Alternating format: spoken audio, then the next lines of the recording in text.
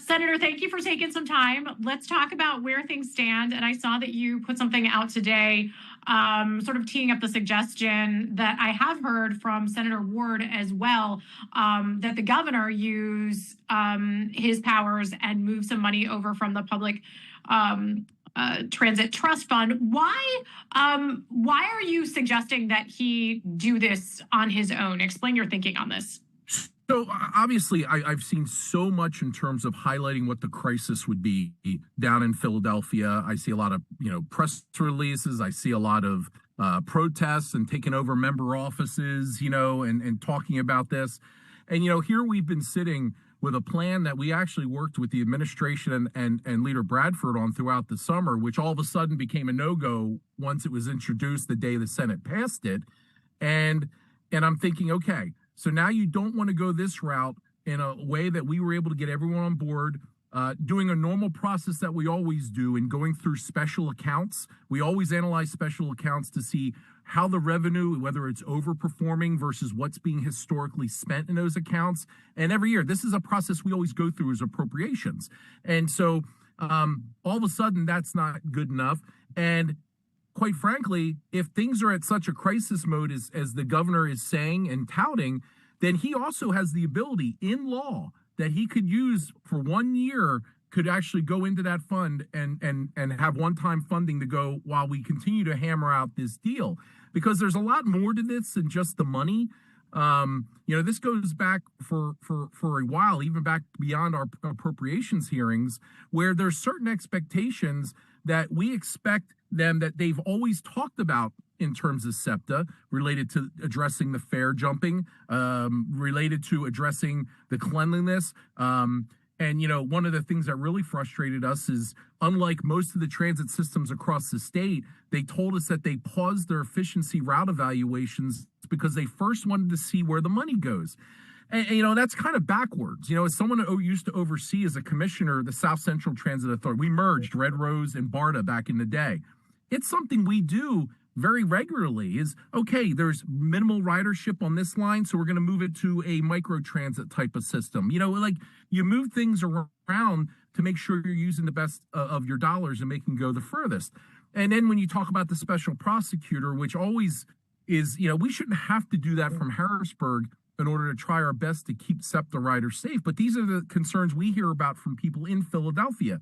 And a long-term deal, as they keep focused on just doing that, for a state that has a $3 billion structural deficit, what does that mean? That means in order to find $300 million, you have two different options. That's either raise the sales tax to create more room, or you're going to have to cut $300 million from another program in order to be able to shift it over. Secondarily, I'm not a fan of a long-term solution because as SEPTA has sat across the table for me, and I like the new guy, Scott. He told me all the things he wants to work on, the management pay, the working on the local share, because we're on the lower side of that versus a lot of other major metropolitan areas, working on the cleanliness, all these things. Okay, I appreciate it. You're saying the right things, but here's a period of time, whether it's 2 years, maybe it could be 4 years. Well, show us that you're committed to those reforms.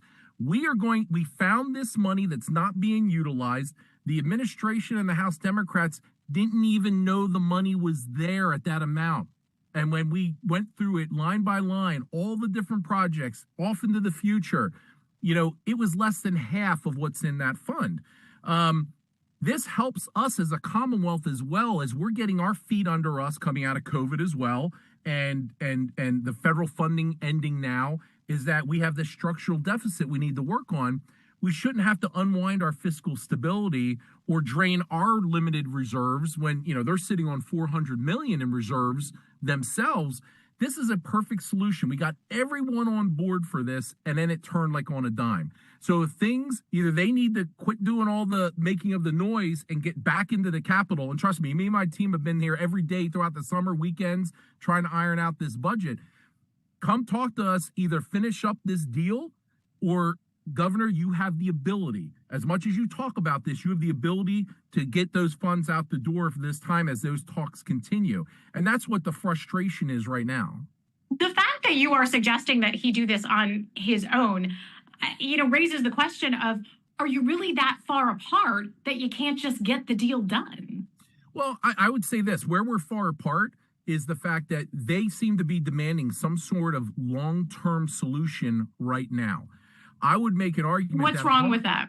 Well, what's wrong with it is I believe at what point, let's say we decided we were going to increase the percentage of sales tax revenue right now. It would take an act of the legislature to undo that. So if SEPTA and all the things they've promised decides they're not going to work on those issues that we all want to see them reform and do better on, then we're not getting a bill passed through the House that reduces the amount of money.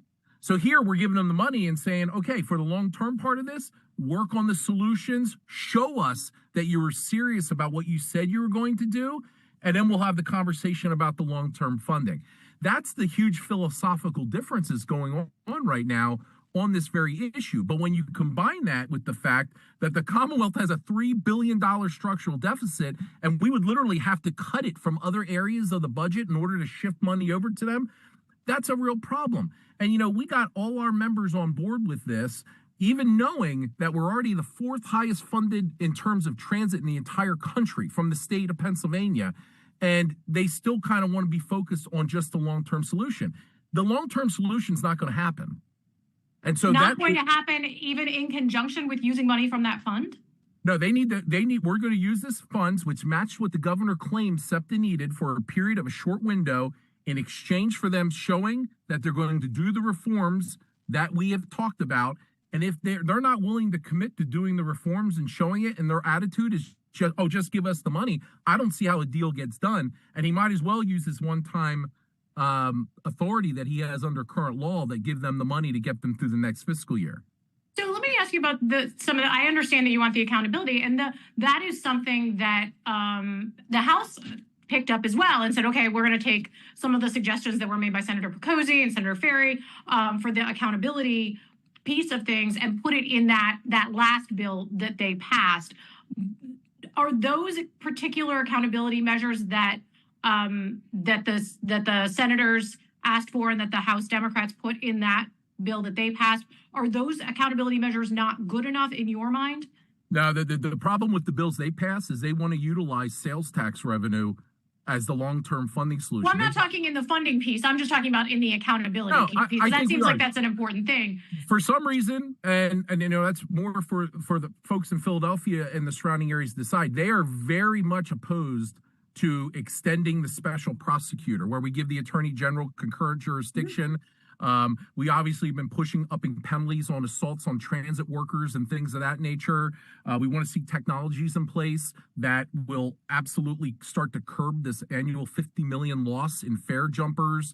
That's the stuff. Is extending the I know that extending the special prosecutor was in the Senate bill. Is extending the special prosecutor still something that's being talked about as part of a larger? That's what we want to see occur. And quite frankly, we probably hear more when we get phone calls about things down in the Southeast, whether it's parents who don't feel it's safe enough to send their kids to school on, or, one lady was on a phone with one of my staff members for a half hour that's utilized SEPTA all her life.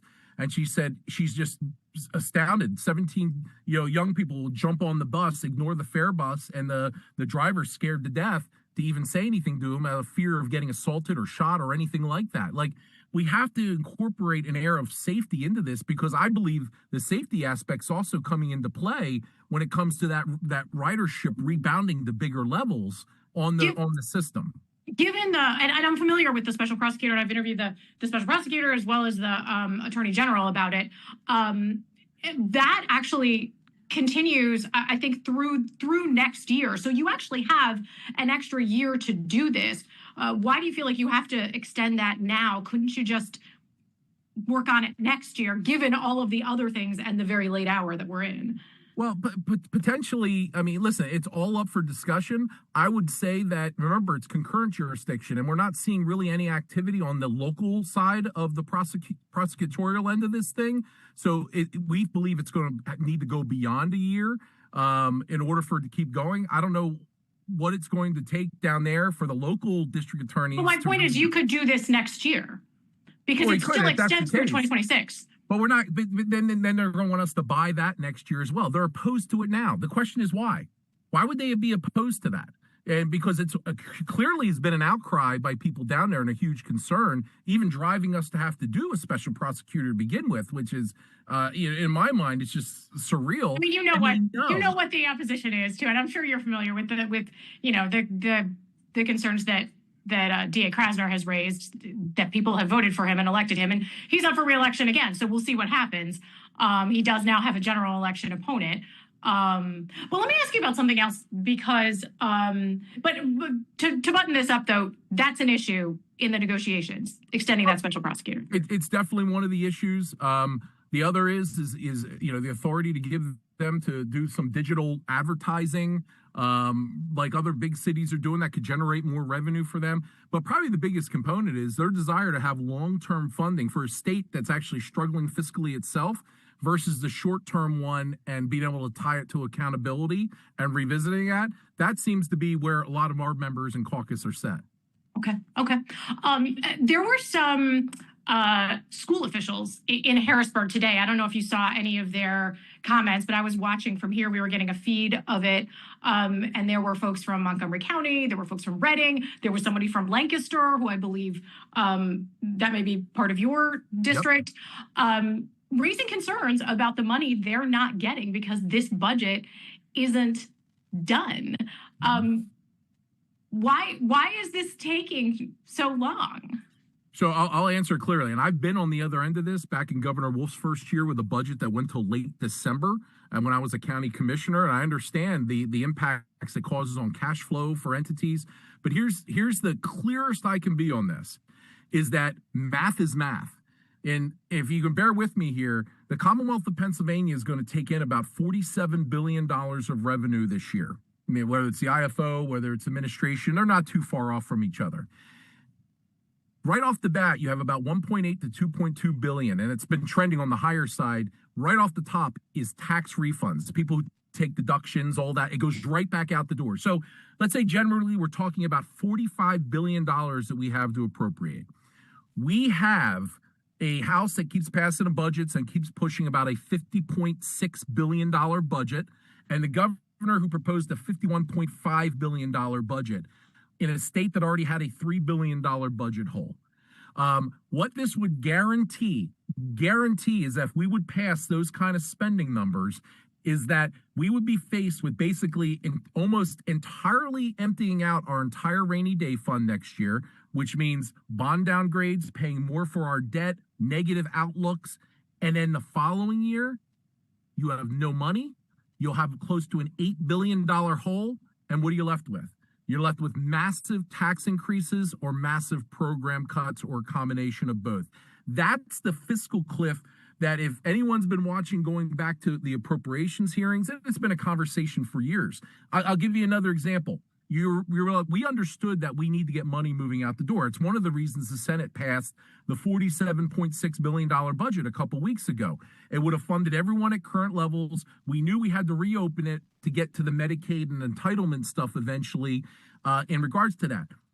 Do you know that even at the $47.6 billion budget we passed, that budget used all our $3 billion left in general fund reserves, and it still had a $2.5 billion structural deficit. Now, it closed it by about $1 billion, but it still had a deficit.